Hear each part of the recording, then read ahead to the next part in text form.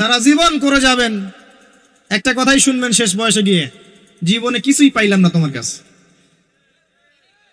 নিজের মাথার ঘাম পায়ে ফেলে করতেই থাকবেন, করতেই থাকবেন, করতেই থাকবেন, করতেই থাকবেন, কিন্তু আপনি শুনতেই থাকবেন, শুনতেই থাকবেন, কিছুই করলাম না, কিছুই পাইলাম না, কিছুই পাইলাম না। অমুক ভাবি কত ভালো আছে, অমুক কত ভালো আছে, অমুকের এত আছে, অমুকের তত আছে। সুবহানাল্লাহ। এটা আমাদেরই দোষ।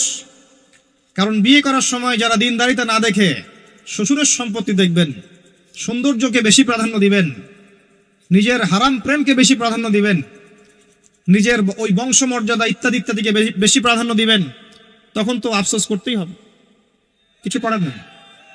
এই জন্যই তো নবী সাল্লাল্লাহু আলাইহি ওয়াসাল্লাম বলেছেন যে দিনদার স্ত্রীদেরকে দেখে বিয়ে করো, যার মধ্যে দিনের বুঝ আছে, জ্ঞান আছে, একে দেখে বিয়ে করো। তবে এখানেও একটা বিষয় আপনাকে সতর্ক করতে চাই যে প্রত্যেকটা বোরখার পিছনেই সঠিক দিনদারিতা থাকে না।